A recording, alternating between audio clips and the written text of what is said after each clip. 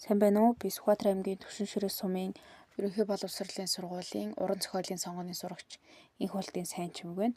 За би болохоор Дармын Бат хоёрын Цахилж яваа гүрүүс туужийг товч агуулгын тайлбарыг тэгээд уншиж өгөх байгаа. Тэгээд сүүлд нь болохоор гэр бүл саллтын тухай, гэр бүл салахад ер нь хэн хамгийн хохирч үлддэг тухай тайлбарлаж ер нь ярих байгаа.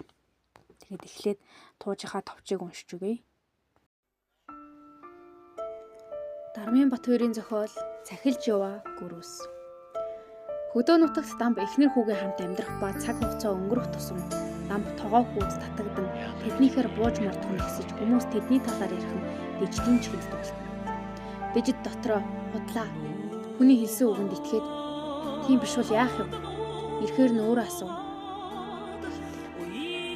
Дамб алга болсон мориндоо явсан ч тэр морин өөрөө адуундаагүйгээд ирсэнд Дижидийн урам хугарч харагддаг тухай зохиолын ихэнд гардаг. Энэ хэсэгт Дижид Дамбад ямар их хайртай, итгэдэг, хайрладаг гэдг нь ойлгомжтой. Дамб хувцсан аавн гэрээсээ бүр явсны дараа Дижид нулимсаа хүүдээ өдүүлчихгүй гэсэндээ аргалд явна. Гэвч Дамбын явсан зүгийн эсрэг зүгт явах нь тэр хоёрыг бүрмөсөн нэгнээсээ салж байгаа илт мэдрэгдэв.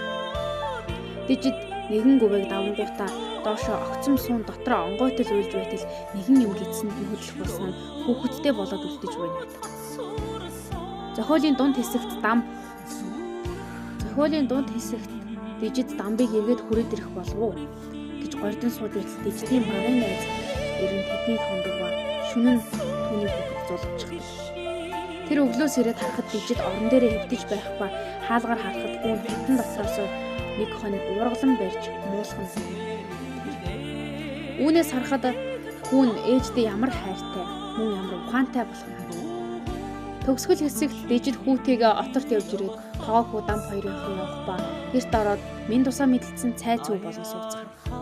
Дижид хүүдээ гаднаас баадантай зүйлээ авчрахыг хүсч хүү оруулж авчран ээждээ. Дижид тоогоо хүүд идэх жаахан зүйл торго зэрэг харин Дамбад багжны хайрцгийг нөгөв.